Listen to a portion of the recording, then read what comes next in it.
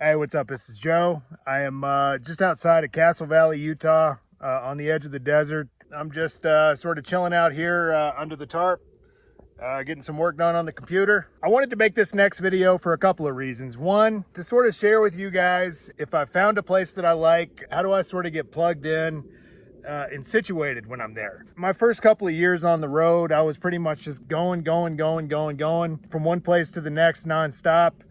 And I discovered that that really wasn't very good for my health. And eventually I came to learn that if I was going to do this long term, I would have to learn to stay in one place for an extended period of time, make friends, get plugged in, figure out a place to sleep, a place to shower, etc., etc., etc. I've kind of learned along the way some tricks to make the whole process easier. It's something I'd really suggest to anybody that wants to try to hit the road long term.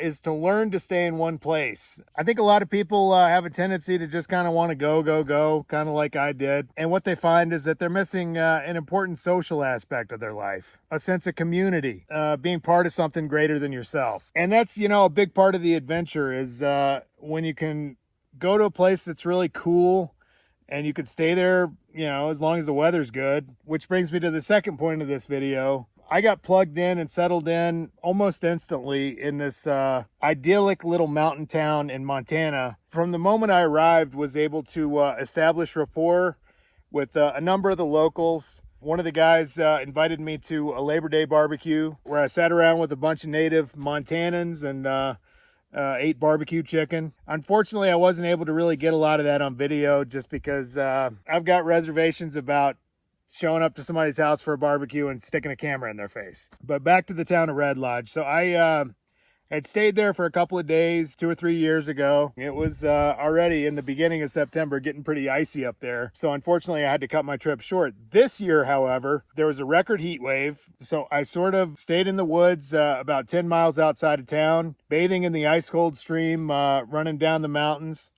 It was pretty invigorating. Ultimately, I stayed there as long as I could because I was just having such a good time. I'd gotten to know so many of the locals and make friends. I would see people out and about in the grocery store, at the coffee shop, on the street, and just sit there and, have a couple-minute conversation about the weather or any wildlife they've seen. Did you see any elk today? It was really a shame to leave. Towards the end of my stay, I got absolutely bombarded with heavy rain, and then that brought with it a cold front. There were a couple of mornings where I woke up and the entire landscape was just covered in a layer of frost, including my tent. Usually when I see frost, I take that as a sign to leave. Unfortunately, I would have liked to have stayed longer, but I can't say enough about this awesome little town. And again, just wanted to extend a very special thank you to the people of Red Lodge and Montana in general. Thanks for having me.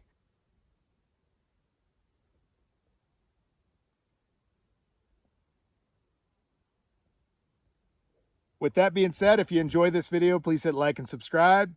And as usual, I've included an optional donate link in the drop box if you'd like to contribute to this project. If you're interested, be sure to check me out on Instagram. I'm doing this 100 reels in 100 days. At the making of this video, I'm at day 37 or something. It's really sort of a labor of love, actually every day, going somewhere where I have a cell signal so I can actually upload these reels, and sometimes it's a little bit of a pain in the ass, honestly, but I'm doing the best I can and staying consistent and trying to get my 100 reels in 100 days. So you're more than welcome to check that out if you're interested. It's at dirtymotorcyclevagabond.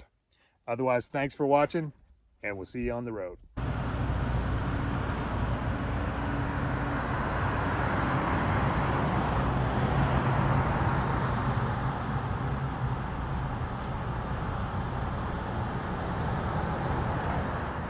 The ability to get settled into a place and make friends quickly are qualities which separate the long-term drifter from the novice.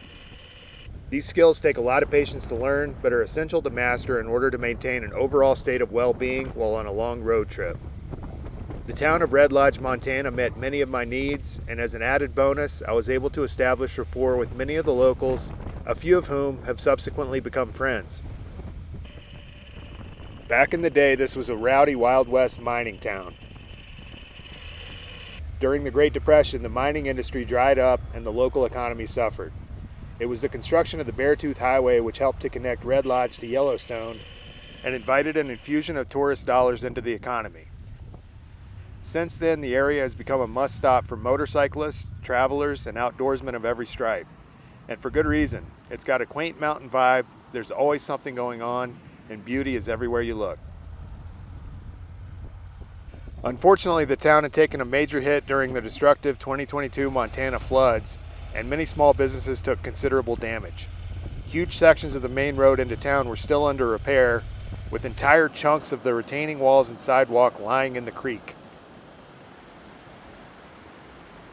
Jeez Louise, she wasn't kidding. This obviously got flooded out, completely wiped out the sidewalk, damn near the road.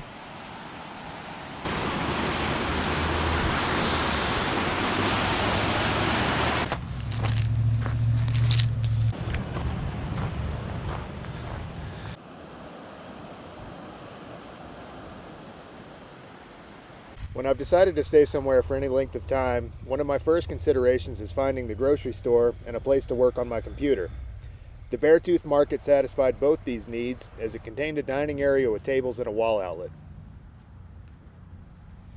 Here I got friendly with a number of curious locals who came by to inquire about what I was doing, and would frequently see them around town, where we would exchange a few words about the weather, local events, and any recent wildlife sightings.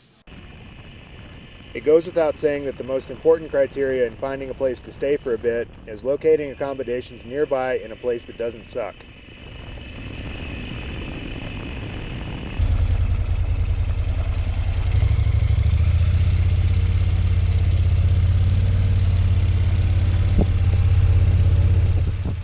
Like the miners of yesteryear, I had struck gold on this front and made a beautiful camp 10 miles outside of town in the Custer National Forest. There I stayed for 2 weeks beside a beautiful mountain stream with no cell signal to speak of. Long-term life in the woods is further facilitated by finding a place to wash off each day with an environmentally friendly soap. Fortunately, there was a gorgeous mountain stream nearby, which was essentially ice water, but allowed me to develop a tolerance to the chilly weather. Washing your body, so this looks like a pretty good, relatively deep pool. This is absolutely going to suck. After only a few seconds in the icy water, my entire body would become numb. As I did this more and more frequently, I gradually became accustomed to the sensation of cold and was able to stay in for longer amounts of time. Eventually, I actually started looking forward to taking the plunge and experiencing the invigorating effects of the freezing water. It's basically ice water. Finding a good coffee shop is a huge plus, and my criteria for a good one is that it be completely removed of any sort of hipster trappings. As a working man, I have utilitarian needs and prefer not to be bothered by pomp and circumstance. Piece of bread pudding, straight out of the oven, she says. Back there, coffee smells fantastic. I'm gonna sit down here, do some work, try to get a video out. I know you got it. I know you got it. I won't stop, guys. One of the most rewarding aspects of life on the road is getting a chance to be part of the local community, if only for a short time. Although I had no idea what I was marching for, I just went with the flow.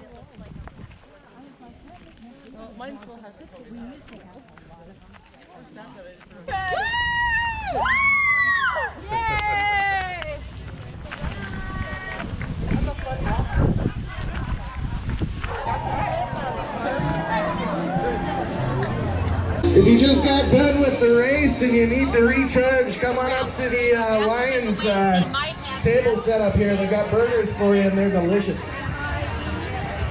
Rum diddly-umptious.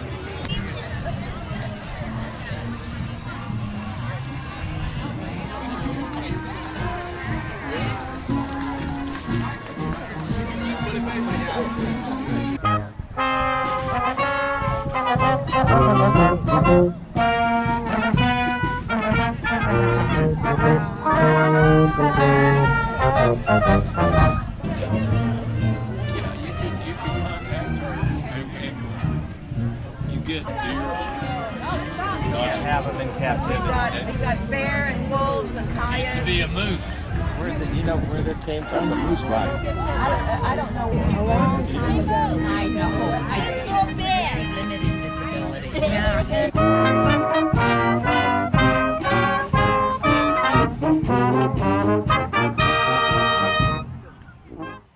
order to keep this going long term and maintain something resembling a state of well-being, it's important to get a certain amount of physical activity in. Fortunately, a stone's throw from where I was camped were an abundance of hiking trails leading to some truly spectacular places.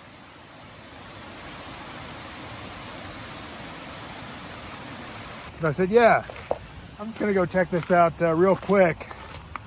You know, not expecting much. This just ended up being absolutely spellbinding. For somebody who loves the outdoors, Montana's kind of where it's at. Can almost see my motorcycle down in there. This has been uncharacteristically warm for this time of the year. It's beginning of September. A couple of years ago when I was out here, I was absolutely freezing my nuts off. Hardly any tourists out here because of all the floods they had.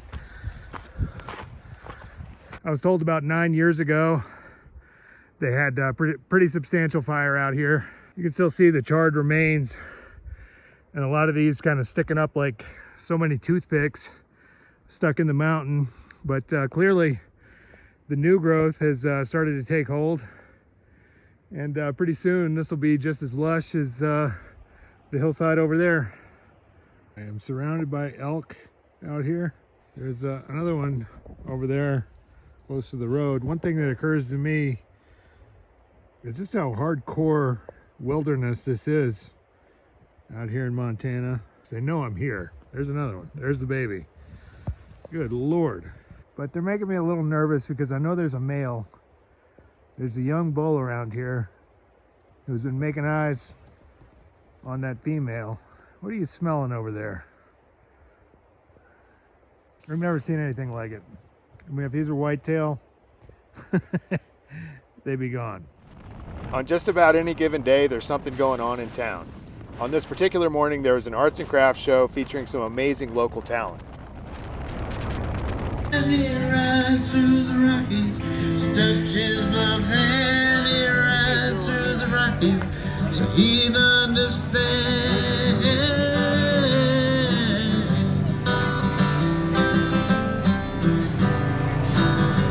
Now the old mountain cowboy, he does drink some whiskey to shatter memories live in his mind.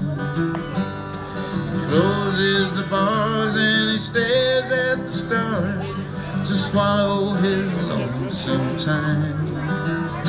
For Yellowstone, you're wild and untamed, your water's the blood that runs through his veins. Oh, Yellowstone. Everybody, she's been on a honeymoon, and everybody's curious what's going to happen there. So she's yeah.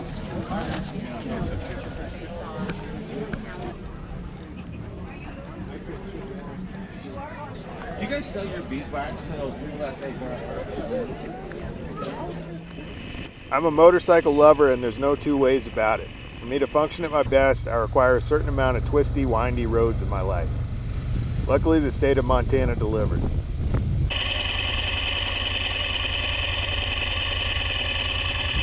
Well, I had to see what was up here. I'm way back on the mountain. Camp is over that way on the bottom of that hill. This looks like obviously a ski resort. But anyway, I'm going to get back down the mountain and head to camp.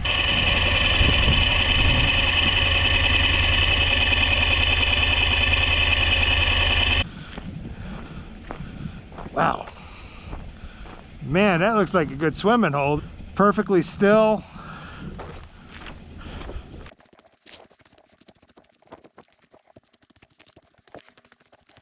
Wow.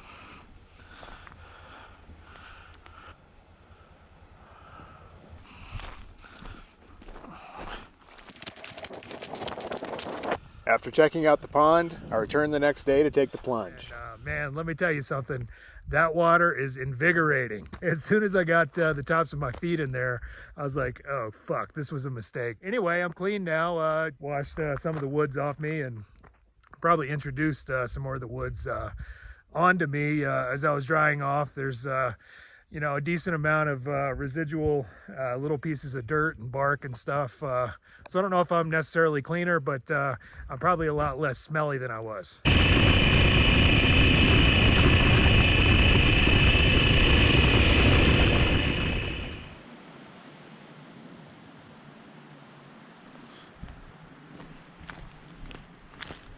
This is Wild Bill Lake, not named after Wild Bill Hickok. It's another Wild Bill. I was here 2 years ago. Feels like I never left. There's a little trout. Man, wouldn't it be nice to have a fly rod?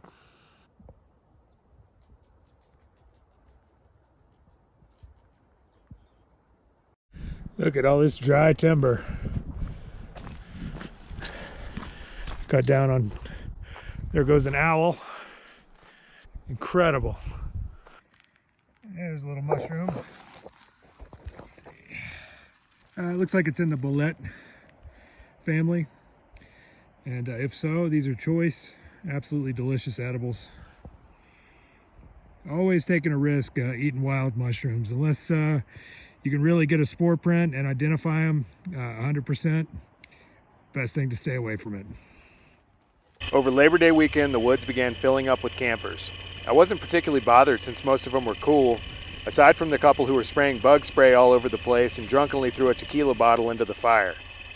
I interacted with a group from Billings who kindly shared stories of hunting elk in these mountains, answered all my questions, and gave me a guide on the state hunting restrictions. I have a dream of someday returning to these mountains in pursuit of elk, the meat of which is said to be superior even to beef.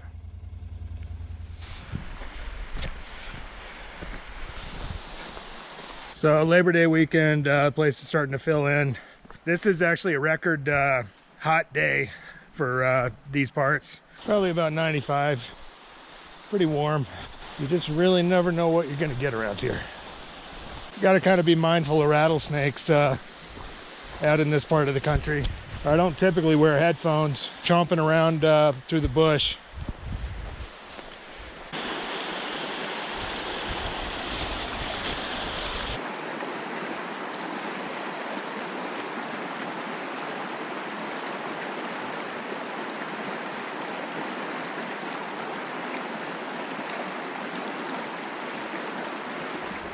Montana is a state positively teeming with wildlife.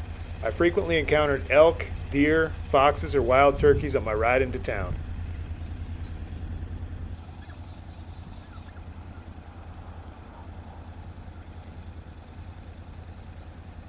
In conversation with one of the locals on Labor Day, I mentioned being an out-of-towner and got myself invited to a barbecue.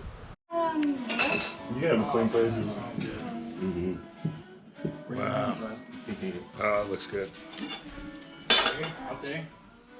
The hospitality of the people I interacted with in Red Lodge was truly world-class. The culture up here in Montana is one of helping out your neighbor and the strong sense of community deeply rooted in the harsh nature of the land.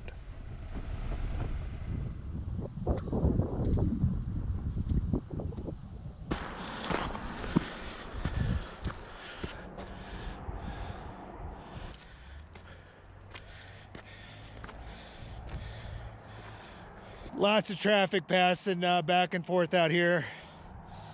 It's Labor Day weekend. I'll be glad when all this goes away and everything kind of returns to normal.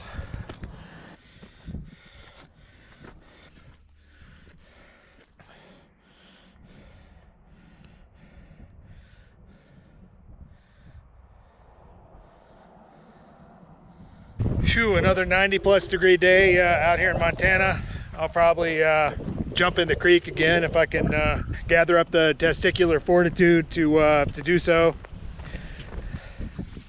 The uncharacteristic heat wave didn't last, and the next couple days brought steady rains and cold weather. Thank goodness for car washes at times like these.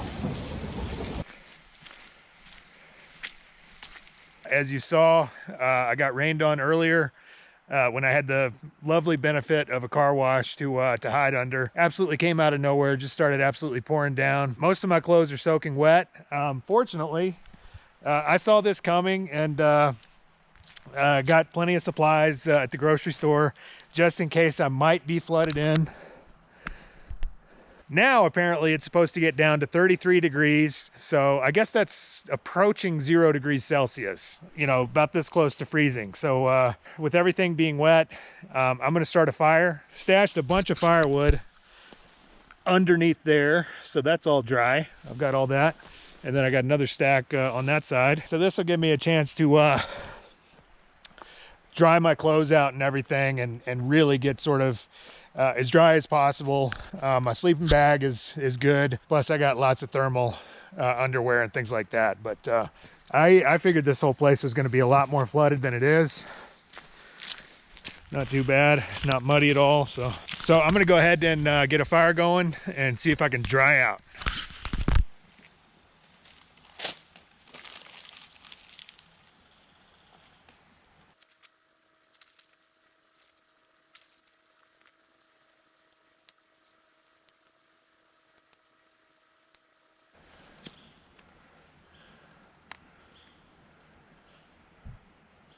As you can see, there's a lot of moisture in the air. Really made this hard to start. Hopefully once I get it going, it won't be too bad.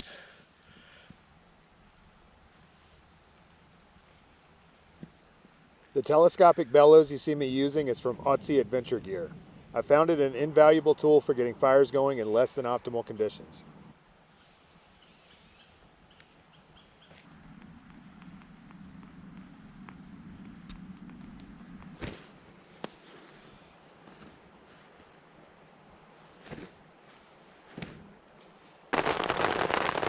Okay, we got hail.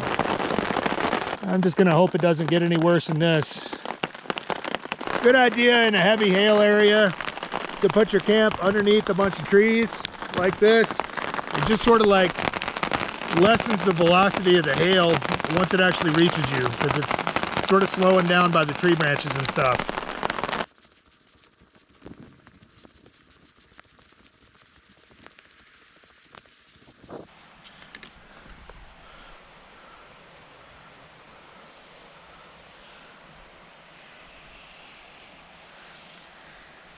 Well, the weather may suck, but I've got my homemade Montana huckleberry jam.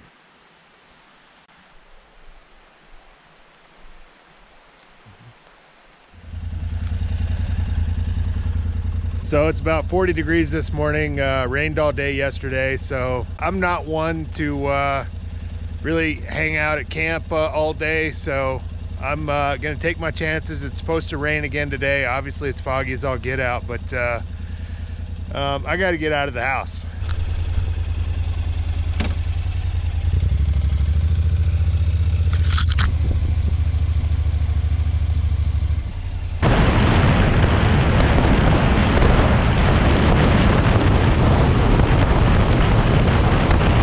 The fog quickly cleared and I headed to the farmer's market downtown.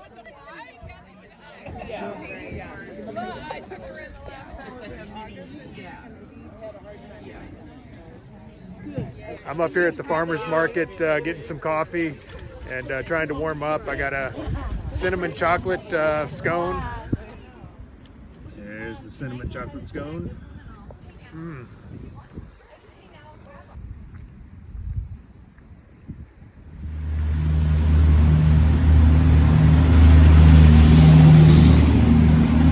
The owner of this exotic jerky shop was a good old boy from Billings, and while explaining the different types of jerky he had, lamented on the sad state of the nation, but said in spite of the floods, business was good.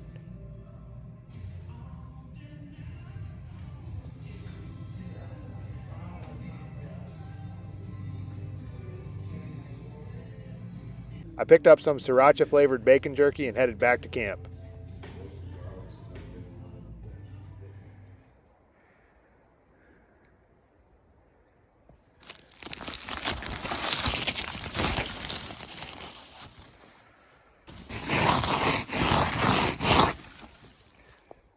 I take that as a sign it's just about time to leave.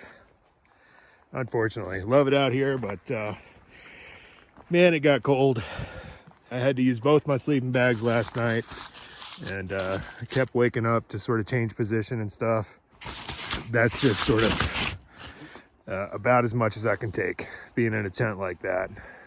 Wish I could stay here, but it's just getting too damn cold. Everything is aflame with a layer of frost.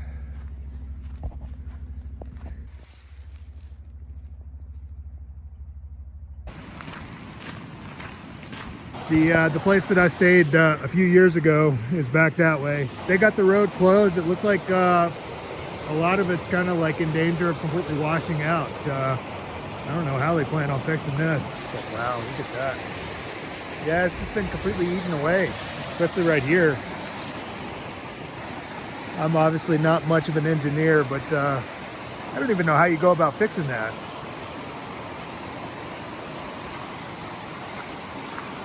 But God, absolutely just insanely beautiful out here. It's about 45 degrees. I've been dipping off in the river every day, so I feel like I've maybe built a little bit of a tolerance, because obviously I'm in my shorts and t-shirt, so now that I'm out here walking around, I'm not sweating at all, but I really just feel fine, to tell you the truth.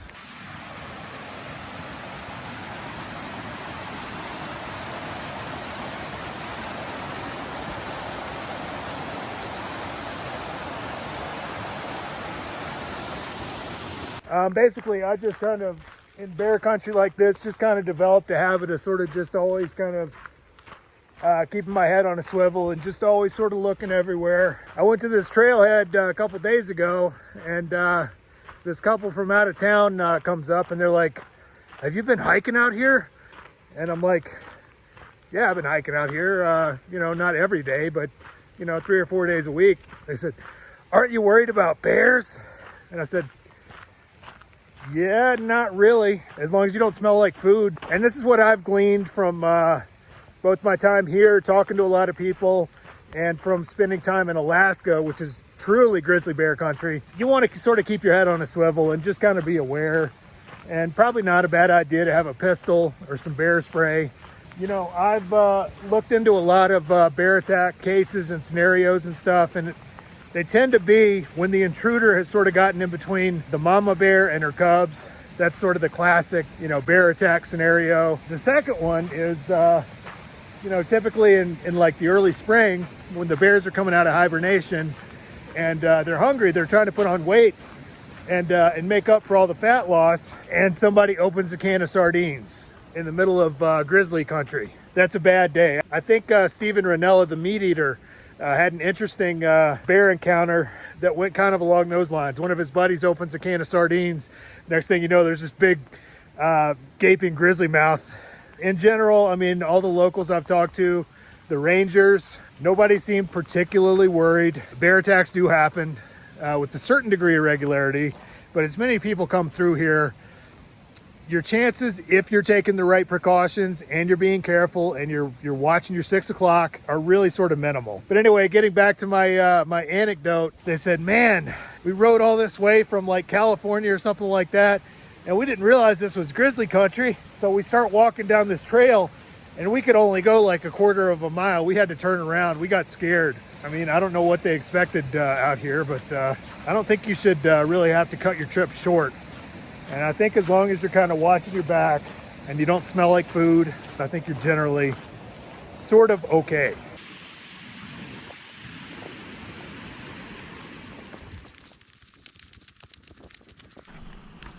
Well, this is going to be a little bit of a mixture. I got my ramen noodles, the bacon jerky I got at the jerky store, and this corned beef. I remember getting some of this a few years back and really liking it. So it weighs about as much as a brick. I'm tired of carrying it. It's too damn heavy. So I'm going to go ahead and mix that in with the bacon jerky and ramen noodles.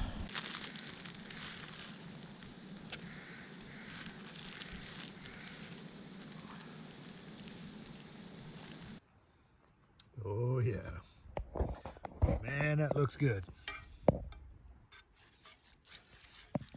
As we've seen, I've got my food in a tree about 150 yards over that way.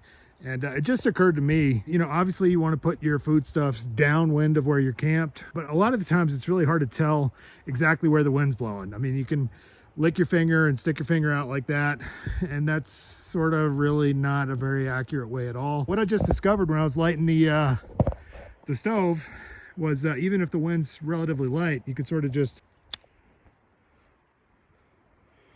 and it's obvious to tell which way the wind's blowing, coming from that way. And so it's a good thing all my foodstuffs are over that way, downwind of where I'm camped.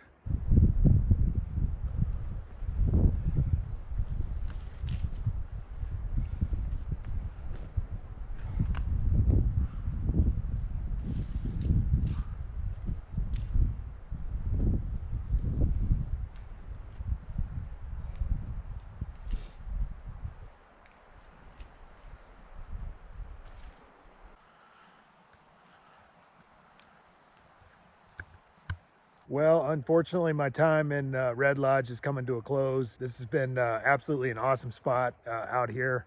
I've had to share it a little bit. You know, that's cool because most of the people that have been out here are really cool. The same goes for the people in town. To me, it's very, very exciting to be in the wild, to be in God's country like this, and to learn about the natural world. To me, that's the adventure, you know, and it doesn't have to be like that for you or for anybody else that's taking a motorcycle trip. Obviously, I don't have a cell signal out here. You know, I got to waking up like after a week out here, and I'm like, man, you know, my head feels pretty good. I realized I haven't been looking at the news, and not really, even when I'm in town, when I have a cell signal, I'm not really looking at it. As isolated as it is out here, I really don't feel isolated because the folks of Red Lodge have just been so wonderful to talk to. Interesting, helpful. You know, the town's got everything I need. It's got a gym, it's got a library, it's got a bitchin' grocery store. It's really been kind of a perfect scenario out here. Would you necessarily have the same experience if you came here? I don't know.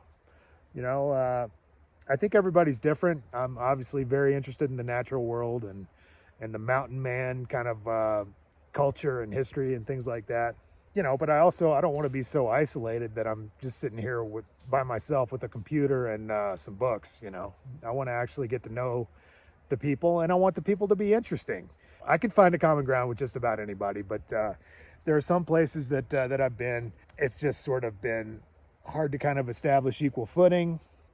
Everybody in Red Lodge, I felt like, treats me just like a normal person, even though I've chosen to live on the motorcycle in the woods. If you do come out here, my advice is be respectful. You know, be respectful of the place. It's absolutely beautiful, and take the time to get to know the people and to learn about the place. It's always a little tough to leave a place like Red Lodge once you've got yourself established.